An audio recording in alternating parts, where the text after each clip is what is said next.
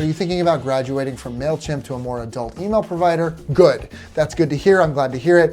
ActiveCampaign and GetResponse should be on your short list of really good email builders. And I'm going to help you decide between them today by looking at the email builder itself, the CRM, automations, double opt-in, integrations, and the price. And by the end, you're going to have a very clear idea which of these makes the most sense for you. My name's Trent Kennelly. I'm a marketing strategist, and on this channel, I talk about all the things that you can do to improve your business through marketing, sales, and analytics. So if that sounds good to you and you're excited, make sure that you like this video, subscribe to my channel if you're into it, comment and let me know what you're working with right now. If it's MailChimp, I promise I will not judge you at all, and let's get started. All right, let's start by giving you my expectations for an email builder. I have a few clear expectations. The first is that it is easy to use. I don't want to have to struggle to put a block in. I don't want to have to struggle to write text or change the way it looks or put an image in or something like that. It needs to be easy to use and easy to navigate. I want it to do a lot of the work for me. So I want to be able to build automations that implement with the entire system, the CRM and contacting my employees and all that sort of stuff, so that I don't have to put in a lot of extra work. It sorts people for me. It contacts my employees for me, that sort of stuff. I want it to take away the need for other systems. I don't want to have an extra chat system.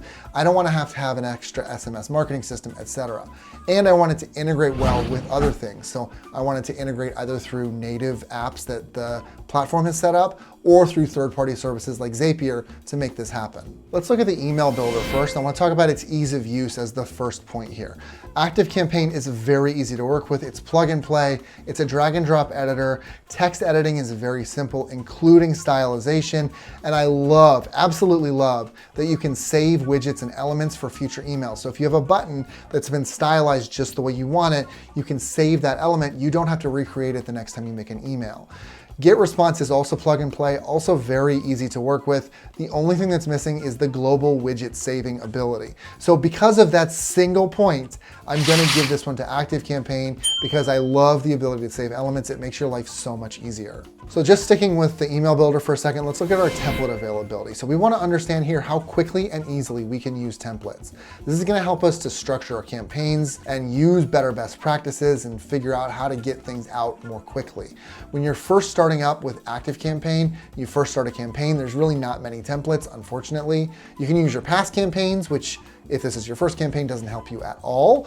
Or you can use a layout option, which splits it into columns. That doesn't really help you a whole lot in the beginning either. It's nice to have, but at the beginning, it doesn't help you.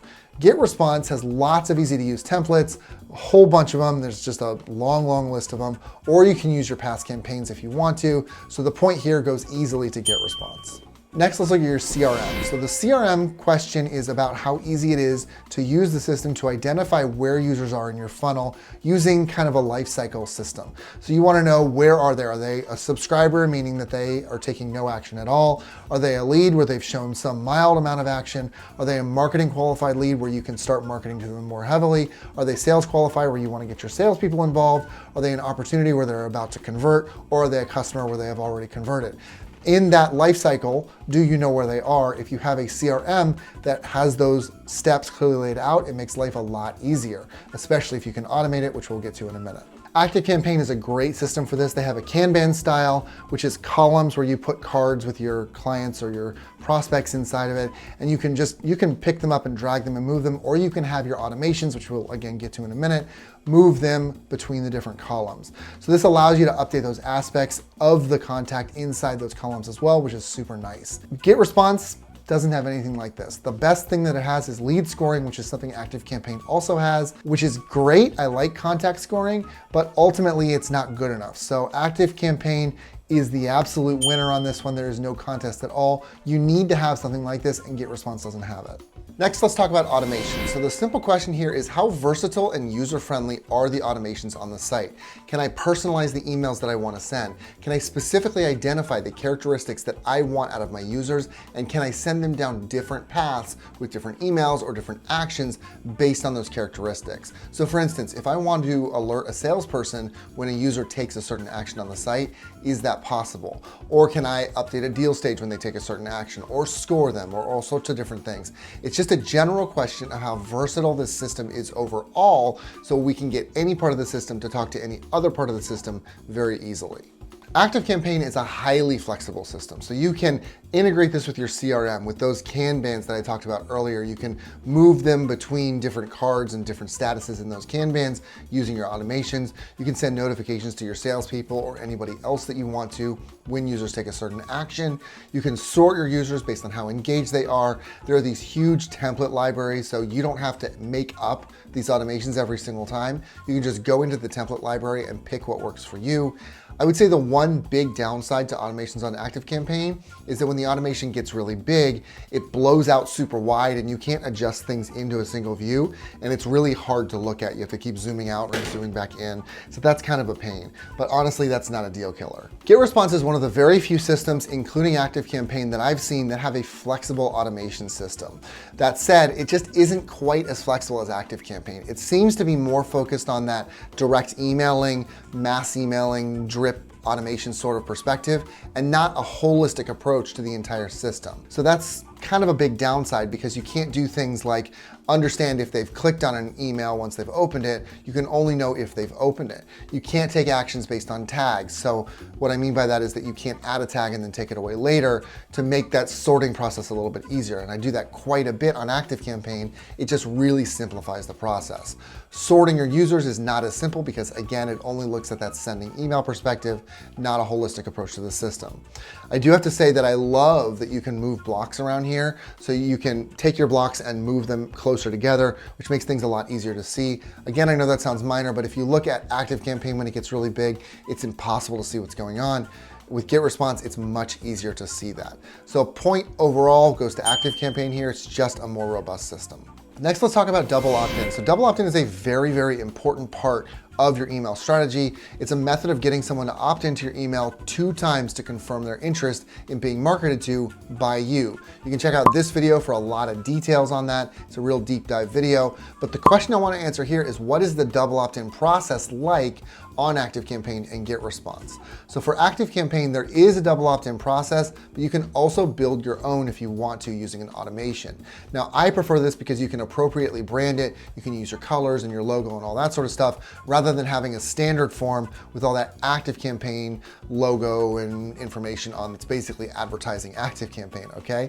Now, either way, you should not be using this to market your product at all. So don't try to sell a book through it or a product or a service or anything like that. This is only to confirm the interest. That's how we stay in the safe zone, okay? The downside is that you have to build this yourself if you want to have your own automation that has your brands.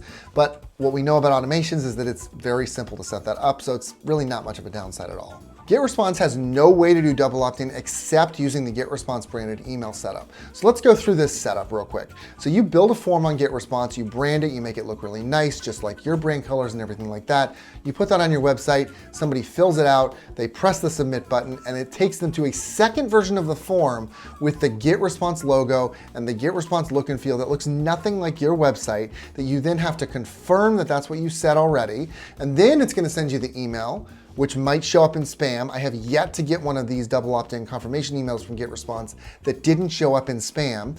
And then once you get it from the spam inbox or whatever inbox you're getting it from, the only blurb that you as the creator of this email are allowed to edit is one little paragraph in the middle. It has the GetResponse logo on the top. It's got footers and information all over the place from GetResponse. It's not you. You can't brand it at all. This really frustrates me clearly. So to me, this is a big, big point to ActiveCampaign and a big, big downside to GetResponse. Next, let's talk integration. So what we're trying to understand here is, how well does this system integrate with the rest of the systems on the internet? Obviously, you can't connect to all of them, but it is important to have as many connections as possible because we want to make sure that this system, which is our hub, is talking with everything else. This system is going to be able to tell us the most about our customer, about our users. So we want to make sure that this knows everything and is communicating what needs to be communicated with all of the other systems, okay? So normally we would look at native integrations, meaning those that have been made by the system, and third-party applications through Zapier or Integromat. But right now, because I see that there are a lot of really good connections with Zapier for both ActiveCampaign and GetResponse, I think we'll just set that aside. That's kind of a non-point. There's going to be no winner there. So let's just talk about native integrations. ActiveCampaign has very few. There are a couple very important ones in there, but surprisingly, there's just really not that many for such a big and important platform. Whereas GetResponse has a whole bunch of native integrations for a lot of really important apps, and it looks like they're constantly updating those native integrations, so you wouldn't need Zapier for any of these. So GetResponse gets the point here. Last point I want to talk about is price. So the price is pretty similar between the two of these. At that 1,000 contacts or below level, ActiveCampaign ranges from $9 to $229 a month, depending on the package that you pick, and GetResponse goes from $15 to $99 a month with a custom option as well. In either case, I'd advise the $49 a month option because for ActiveCampaign, it provides custom audiences support for Facebook, and for GetResponse, it provides access to the automations, either of which is a very good thing to have, so I would give a point to both here. So there you go, ActiveCampaign takes it, but barely. Allow me to amend that statement. We didn't talk about customer service at all, but it really needs to be addressed. ActiveCampaign's customer service is extremely good. They're gonna get back to you on just about any issue within 24 hours and solve that for you. If they don't, they're going to get to their deliverability team or whatever other team needs to be responded to, and they're going to get you that information as fast as possible. GetResponse took 9 days to respond to me on this double opt-in confirmation email going to spam issue. 9 days. This is a very basic issue. Should have been resolved within a couple of hours, and it took them 9 days. And the answer wasn't even a complete response. I still didn't have a resolution to the issue by the time I convinced my clients to leave GetResponse and go to ActiveCampaign instead. So on this point, if I could give GetResponse negative 10,000 or ActiveCampaign positive 10,000, I would give it to them because this is a big issue. Customer service is so important for the trust in your company. Big points to ActiveCampaign here. The moral here is that these are both very good systems, and honestly, you're good either way. But if you're an automation head like I am, go with ActiveCampaign. It is far superior in that realm.